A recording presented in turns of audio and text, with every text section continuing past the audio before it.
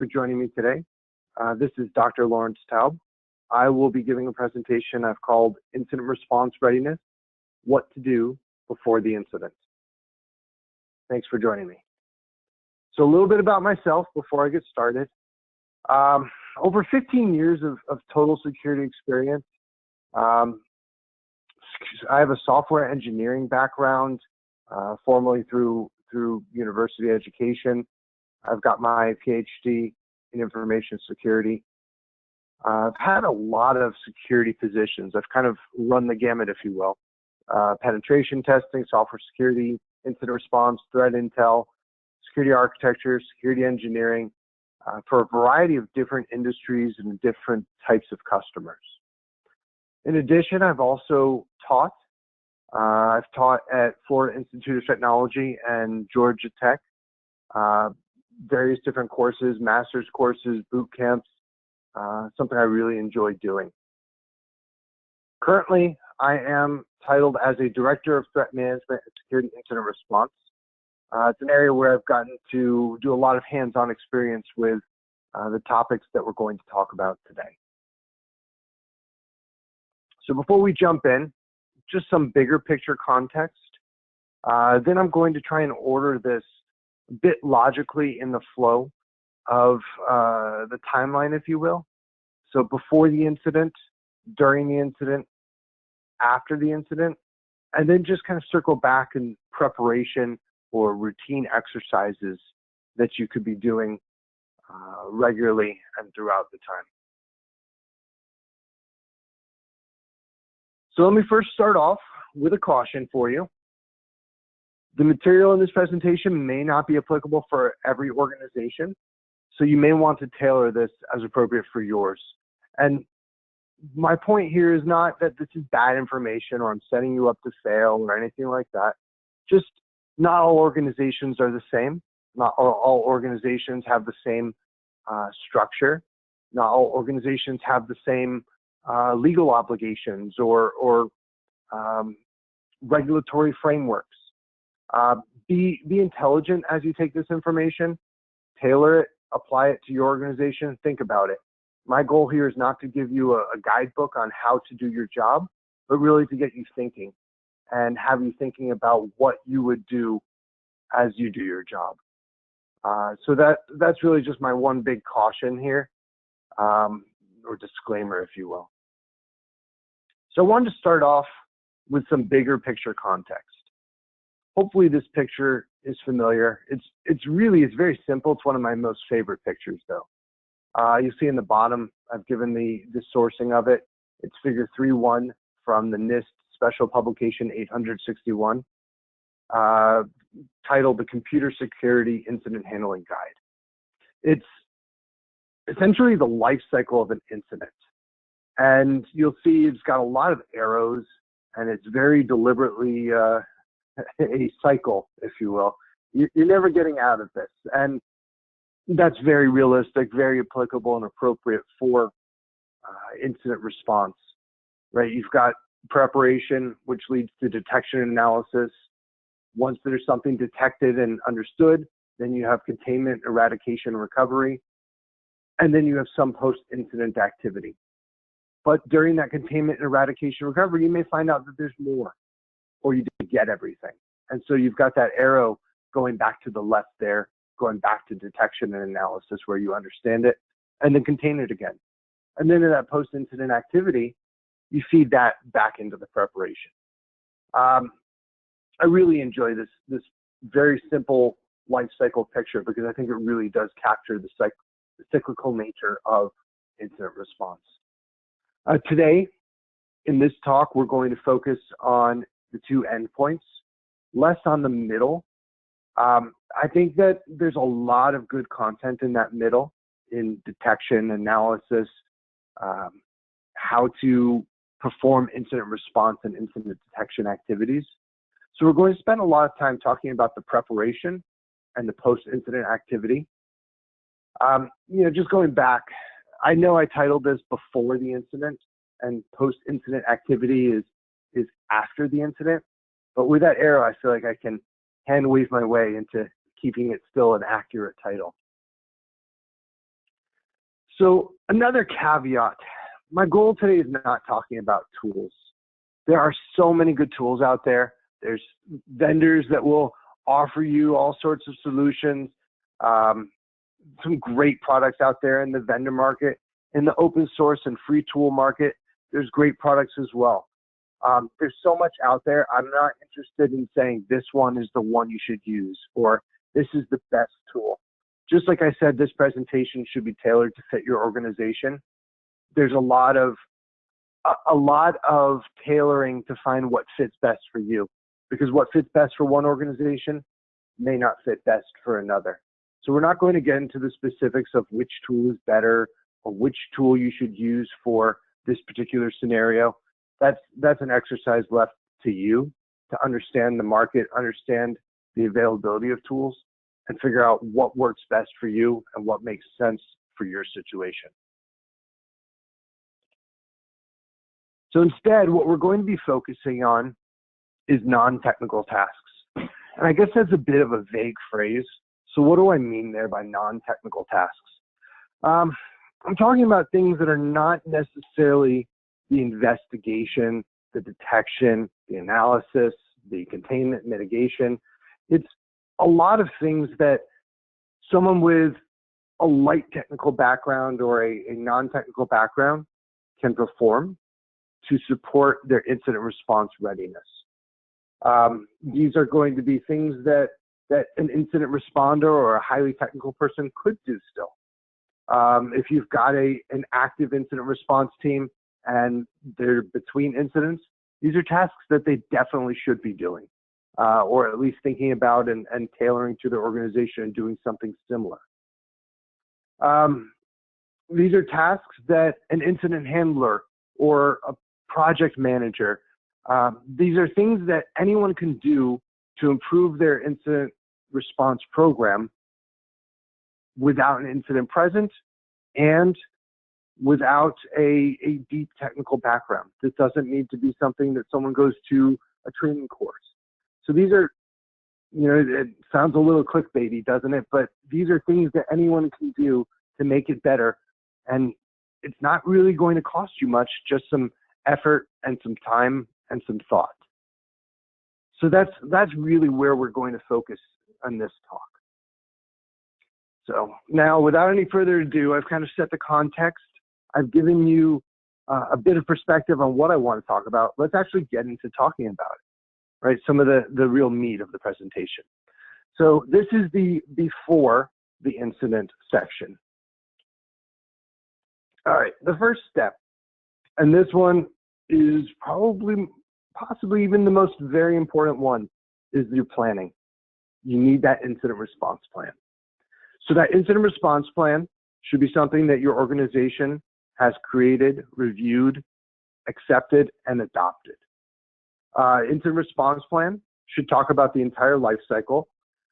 Should think about all the things that we're going to talk about today, plus the things that we've specifically excluded in that what do you do to detect and respond to an incident. This document should be something that everyone in your organization can refer to in an incident. It should be agnostic to the individuals executing the plan. This should be something that anyone in your organization can download, review, read, and know what to do if there's an incident. The incident response plan is really just going ahead and thinking about what you're going to do, writing it down, and then as you execute it, as you do these preparatory actions that we're talking about today, refining that plan. This is very much a living document. It's going to have iterations. And I know that a lot of the regulatory frameworks say, hey, you need to review this plan once a year. I would encourage you to be reviewing it much more frequently. Review it in context with every incident. Every opportunity you have to exercise this plan, you should take it. And every opportunity that you have to improve this plan, you should take that as well. It's really your most critical part of being prepared for an incident. Without that plan, there's a lot of pieces that are missing. And some of those we'll talk about today. Some of those are going to be in the what do you do section, understanding what your obligations are, what the interactions are within the organization, and also giving authority to the organization to act in the case of an incident. So I am going to expect that everyone would have that incident response plan. So a lot of what we talk about in the rest of this talk is going to make that assumption. All right, so the next step I want to talk about is building your team. And that's really important. And I like to break it down into, you've got your core team, who are the people who in almost every incident are going to be working together on that technical aspect of the incident. But there's also the extended team. And that's going to be people that may not be involved in every incident, depending on the severity or complexity of the incident, but still may be engaged.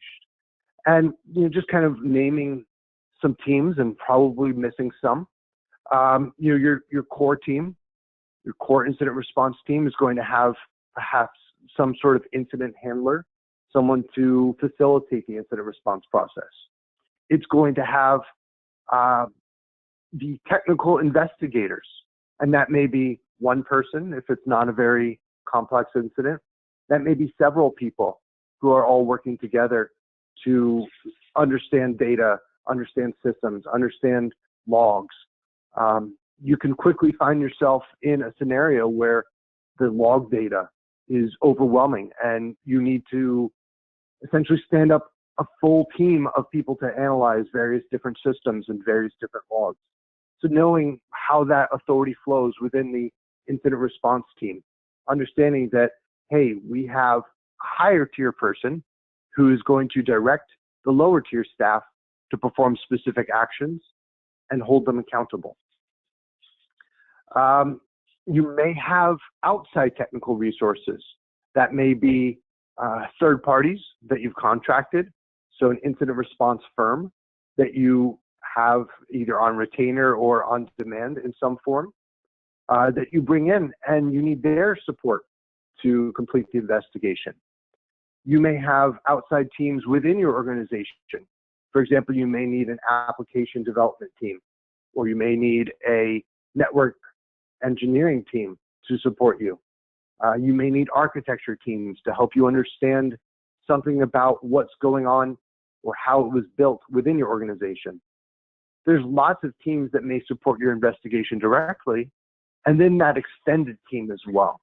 And so for extended team, I'm thinking along the lines of other functions within the organization that will need to be involved. So that might be your executives, right? Executives will potentially have to take actions. They may have investors that they're accountable to. They may have regulatory bodies. They may have government entities that they're responsible for informing. They may have customers that they're responsible for informing. You're going to have legal. Very often the legal team is going to be engaged to provide advice or guidance. You'll need to include them as well. Public relations, the people who would write statements. Human resources, especially if you're bringing in outside resources, human resources may become important. If it's an internally facing investigation, right? You have some sort of insider attack or theft of data, that's going to become an HR element, and you'll need to bring them in. And like I said, this is non-exhaustive list. There's lots of other teams and dependent on your organization that may need to be engaged. When you are talking about that preparatory section that we're going to get to at the end, you'll want to engage all of these teams in some capacity so that they've got experience and familiarity with what to do. All right, next one, having a communications plan. This is critical for several reasons. First of all, how do you get hold of people? It's the middle of the night, your team is sleeping. How do you wake people up? I'll tell you, I've encountered that myself. I've got an Android phone myself. I've got this do not disturb feature. I love it. Otherwise, I get these emails dinging, meeting reminders, apps popping up, all these things waking me up in the middle of the night. I don't want those to wake me up. I'd much rather sleep instead. But I have an obligation to my job. And if they're going to call me, I've got a feature set that it needs to ring twice before it'll ring through. Otherwise, it won't come through. And so that's something that my team knows. If they want to get a hold of me, call twice. And the second time it'll ring and it'll wake me up, and then I will answer the phone. But even more generally, who do you call? Who do you call to get on the line to discuss an incident? Are you informing certain parts of your organization? Who on that team needs to be woken up in the middle of the night? Who can wait till the morning? How will you call them? That's a really important thing as well. Let's consider a scenario where an attacker has so thoroughly compromised your organization that they're in your email. Now you've just alerted them to the fact that you're aware of them because they're reading that email that you just sent to your team. So what do? You have to think about outside communication channels. What if your company has some sort of outage and your email server is unavailable? What if you're talking about not a security incident, but a weather-based incident, something where your cell phones are unavailable? What would you do then? And it's really important as you just think about these things to play out different scenarios. Sometimes maybe you're going a little far and you say, all right, what if a meteor strikes the earth and we're talking about a cataclysmic event such as ended the dinosaurs? Okay, maybe we've gone too far now. Reel it back in. But let's think about those things. What would you do? Would you use some sort of online messaging app, a data-based communication method? Would you have some other satellite phones? And these are things you should think about. What if you have your team with no data connectivity? Do you have some sort of mobile tethering device that they can participate and interact in the investigation still? So it's really important to just think about these communications and the availability aspects of your team to understand what you do. It makes sense in this case to have a chart and talk to them as individuals. Because I said that my phone has to ring twice before it rings, other people may have to put you on an approved list. And these are the phone numbers that can call. There's a lot of different scenarios with a lot of different phones and styles that's really important to understand. And realistically, who should you call and how do you reach them? And thinking about those things will help you in the case of a crisis so that you're not scrambling to figure out how do we get a hold of someone during that moment. Next, knowing your environment. So this is really hard to do these days, especially in some of these larger organizations. I think for some of these massive multi-billion-dollar companies, it's really tough to do well. And I think this goes well beyond your incident response team's duty to know your environment. There's a lot of teams that need to participate to have a good inventory and understanding. But this goes into things like understanding what your operating system footprint looks like. What operating systems do you have? What network equipment might you have? What applications are you running? Where is your data?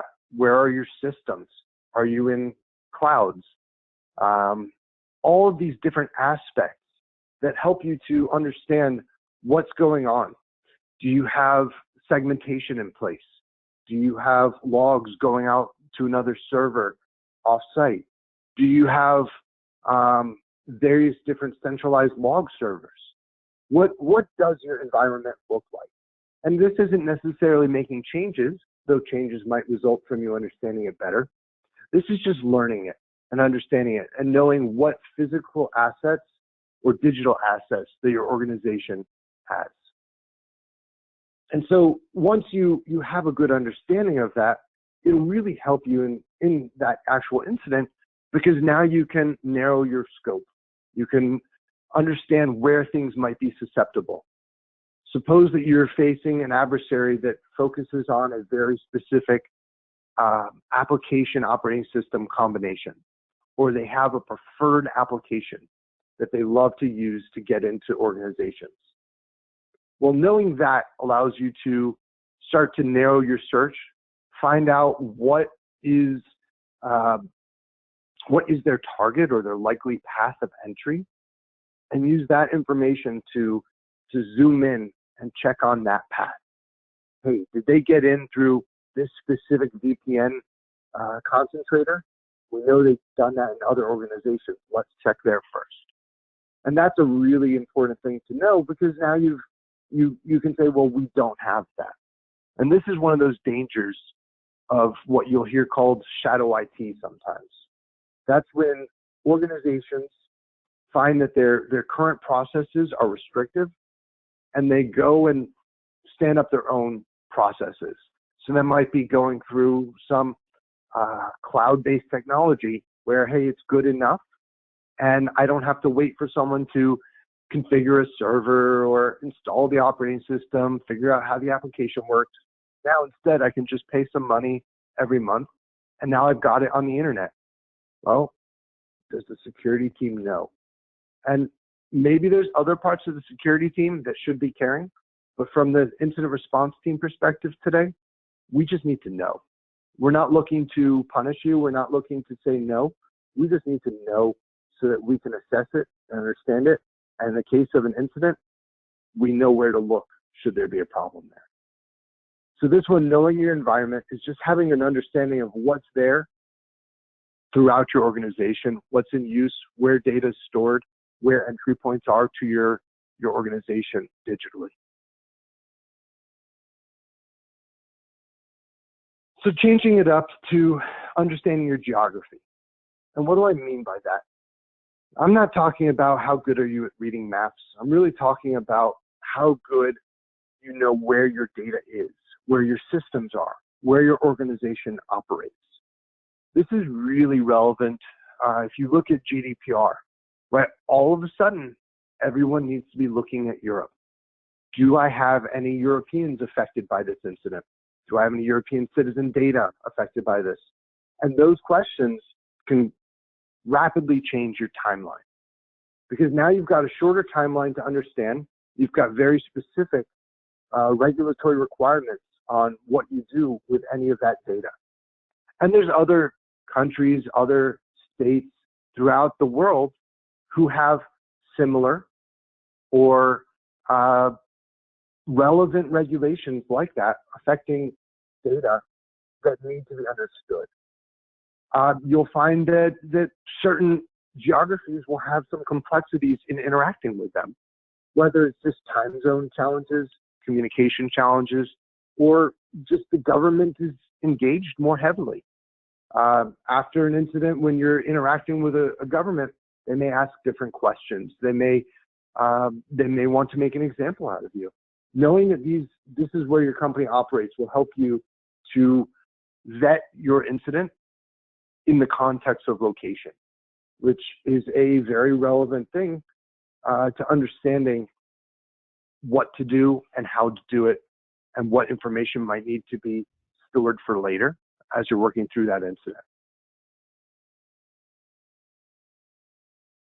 All right, and then I know I said I'm not going to talk about tools. I'm not going to talk about very specific vendors, but I do want to talk a little bit about tools, because I think it's a really important piece of being ready for an incident. And really what I want to say here is making sure that you have the right tools. So it's not what tools do you need. I'm not going to spend time on that. Like I've said, I think that's a really well explored area. And you can find plenty of consultants to tell you and tell you what to do. And they'll do probably a better job than I would. But it's important that you think through your life cycle of an incident and what tools do you need. So do you need ticketing? Do you need a log collection system? Do you need a storage platform? What do you need for your incident response team to be successful? How will you communicate with tasks to another team? Is that through your ticketing system? Is that through email? Is that through some other mechanism that you've got in place? Understanding how you're going to retain data. If you're dealing with a bad incident where you've got system images from throughout the company, suddenly you're talking about terabytes of data potentially. Where are you going to store all of this data? Do you have some other cloud that you're going to stick it in? Let's call it an incident response cloud. Do you have offline storage? What do you need to be successful? And that's as you work through an incident, understanding. You may find as you go through an incident that you end up buying something, whether that's hardware, right? Some big storage drives that you need to use to copy data, or small thumb drives that you can stick in the mail and ship around easily. That might be software in the cloud to provide you with some sort of capability that you find you're lacking. And as you understand your incident response plan and you understand your method of working through incident response, it's understanding what tools you need. So it's really important that you've got a good sense of what you're going to do and how you're going to do it, and that you have the right tools to support you as you do it. This one is something that I've found to be real important, talking to your lawyers. So every organization either has lawyers employed or lawyers that they have outside that they work with.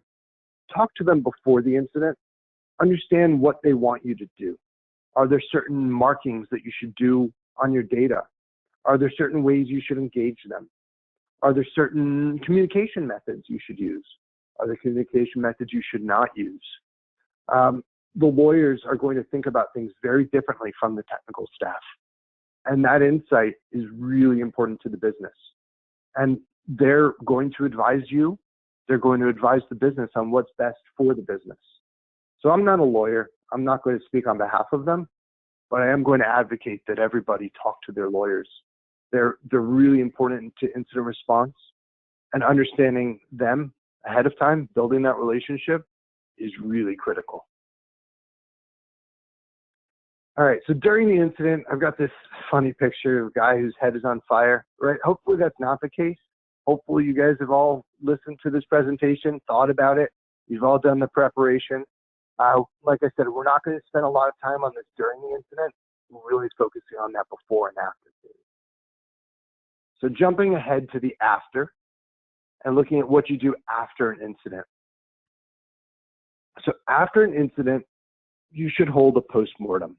This is a meeting where you get together after everyone's settled down, everyone's congratulated. Maybe you've had a time to breathe. You've gotten a little bit of relaxation. You've got a little bit of time to build some perspective and look back on the events that took place. Now it's time to talk about it. Understand what happened, what could happen better. And one thing that I hold as a very important rule for the postmortem is not to be assigning blame. We're not looking to punish somebody. We're not looking to point fingers. We're looking at it from a perspective of how can we do this better next time? If this happened again, what would we do differently? Would we need a different tool? Would we need a better communications channel to reach someone? Should we have escalated sooner? Would we want to have multiple parallel paths of people working on the same incident so that they can work on different tasks? There's a lot of different things that come out of this. And a lot of those tasks or discussion points in the postmortem are going to feed back into your incident response plan or the other preparatory activities we discussed earlier, and they're going to lead to additional preparation work. And that's great, because now you've got the momentum of an incident, the fresh pain of suffering from that incident, and you use that as motivation to be better next time. Maybe you didn't know your environment fully. You found out that one of your teams had gone out and stuck data into a cloud that they paid for out of a separate budget, and all of a sudden, this is now in scope for your incident response team. What else is out there? What else do you need to understand in your environment? And that's a very good potential action to come out of a postmortem. It might be that, hey, we need to get our contact sheet updated. Hopefully you're updating that as you go and your communications plan is always up to speed. But if not, hey, now you know, and you can spend that time to improve and get it better. So that postmortem, I think of it as a brainstorming session. And a lot of those brainstorming rules that you may have heard in the past, any idea is good. Feel free to build off of other people's ideas. It's more about getting it out there and discussing it than it is about trying to get the best ideas. Because over time, you'll iterate, you'll look at it, you'll think about it, and you will get to the best ideas. But it's important to get those opinions out there and understand where there are opportunities for improvement. Because you've had the best chance now that you've actually gone through this plan and you've executed an incident response to think about it and figure out what you can do better. And then you're going to start all over again, right? So after you have your postmortem and you've done your preparation, you're back at the beginning. And so that cycle we looked at from the NIST diagram, this is a never-ending cycle, right? We're never going to have the perfect incident response plan. We're never going to have the perfect preparation. We're going to get close, and then something's going to change. And it may not be our fault. It may not be even something we have control over. And it's very dynamic. And we're not going to stop the company from changing as incident responders. That's not our prerogative. We are going to adapt. We're going to understand what's happening. And we're going to make sure that we are keeping up with the organization to the best that we can. And that's really important to understand and think about it from that perspective. It's never our place to stop the innovation or to slow the progress of an organization. It's going to be our obligation to ensure that everything continues moving forward. And we are supporting it to the best that we can with the knowledge that we have or getting the knowledge that we need to do so. So moving on to the last topic in our agenda, the preparation. So what do we do to ensure that we are actually ready to do this? And I like to think of this like an athlete who is preparing for a competition. Right now in the United States, we have the March Madness basketball tournament going on. My favorite time of year, I love basketball. So these guys, these athletes, they're training, they're practicing. But they don't just walk out there and say, I'm going to shoot a free throw, I'm going to shoot a three-pointer, and because they want to, they do so. They don't just become high caliber athletes by saying so. They have to practice. And they spend hours every week practicing, hours every day practicing. And do we put that level of effort and time into making sure that we are successful for incident response? Sort of a rhetoric question, but it's an interesting way to think about it. Are we trying to be the championship level athletes that we should be? And so here's some ways in which you can prepare to do these activities. So the first one is tabletop exercises. That's going to be a little bit more conversational. So taking these topics that we've talked about today and taking those to your group, whether that's your core incident response team, your extended incident response team, perhaps a new acquisition into your organization or a merger of your organization, and extending it and discussing it and using this opportunity to conversationally understand and think about what you might do. And that might be a scenario like, hey, what if our lead investigator is on a flight over the middle of the Atlantic with no communications connectivity at that time? Who would lead the investigation then? What if an attacker has compromised our primary revenue generating application. What would we do then? Would we immediately take it offline? Or would we need to keep it online because the company would be out of business without this application functioning? And asking these hard questions, coming up with scenarios, using scenarios that are in the news. There's plenty of stories going on throughout the news about breaches in organizations. How would you handle that if it were affecting your organization? And these are the questions that you ask so that you can think about it and you can refine your plan. You can refine your communications plan. You can refine your incident response plan and make sure that you're ready to handle a variety of different scenarios. Maybe you watched a movie or a TV show and you think, hey, yeah, it's a little far-fetched, but how would we handle that? And that's what a tabletop exercise is. It's just coming up with scenarios and running through them and discussing them. Dry runs are the next one I have listed. So dry runs go a step further. Now you're actually doing something. You've got hands-on, and you're injecting some sort of action into the environment. And you're saying, hey, let's consider that an attacker has compromised our web server. Let's execute the actions of our incident response plan as if it were a live incident. Obviously, there's some cautions that you take with this and the next few, right? You don't want to actually take down operations. You don't want to put live malware onto your application server, but it's important that you understand how you actually do it. And that's going more into that practice that we talked about for the athletes. So you practice and you attempt to do these scenarios for the team, especially for your more junior analysts on the team. They're going to be in need of that experience. So giving them the hands-on, whether it's an old incident that you're replaying in some form, or something new that you've come up with that you want them to try out. The next two topics, there's a bit of a gray area between them. There's red, blue teams and purple teams. Obviously, red and blue make purple, and that's how you've got these similarities in names.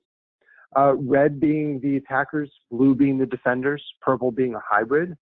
And these give you the opportunity to have teams working against each other. If your organization has penetration testers and incident detectors or incident responders, you can use that as a red team and a blue team respectively. And the red team can attempt to detect if or make an attack and detect if the incident responders detect it. How would they handle it? How would they expel them? A lot of organizations like to use a regular penetration test in this method. And the penetration test is unannounced to the team, and they will see if the team can detect it and how do they handle it. And it's a great opportunity to have a controlled dry run where you've got someone who is experienced at penetration testing, who is deliberately not trying to harm the company, but doing the actions of an attacker. And these are things that should trigger your internal tools and create alarms and create a sense of urgency and cause your team to react in a way that they would for a real attacker. So I know a lot of organizations want to make sure everyone knows that this week there's going to be a penetration test. Think about not doing that. Think about having the incident response team react appropriately, using it as a test for them. Purple teams is a variation where you've got a little bit more closeness, and the red team is working with the blue team, and there's kind of a blend between the organization. So it's very similar, just a little bit more conversational and informed during the actions. There's a new one that I'm not as familiar with, so I'm not going to try to speak authoritatively about it, but I've been hearing about it, and I'm really intrigued and interested. Some of you may know more about this, and I'd love to hear more myself. Cyber ranges. And I've seen some vendors have popped that up. There's vendors exclusively focusing on that. My understanding is it's almost like a virtual reality for incident response. They've stood up some sort of non-critical environment, maybe virtual environment, cloud-based, I'm not quite sure, and you get the opportunity to bring your team in, they can go in there and practice incident response with real malware, perhaps even active adversaries, and try to defend and react to it. So I see that as a great thing. I haven't had the experience to play with it, but it's a great way to put the team to the test. And frankly, I would see that as a really fun team building activity too. You know, I know some team building activities like escape rooms, right? Everyone has to work together to get out of the room. Hey, everyone has to work together to defeat the incident, overcome it. I see that could be a pretty fun team outing. So yeah, I think these preparatory activities are really important for everything that you've thought about and talked about today. How do you get good at it? How do you practice it without an incident every moment? And I think that's really what you have to be doing is that practice to become that top tier athlete that we talked about. That's what you need to do to be a top tier responder. So hopefully your organization doesn't have severe incidents constantly that you're worried about. It's going to be taking those opportunities to learn and practice and rehearse. So that brings me to the end of my prepared notes today. So I'd like to open it up if there's any questions from the audience, anything you want to talk about some more, or anything that you think I missed that you'd like to bring up for the rest of the audience. Thank you.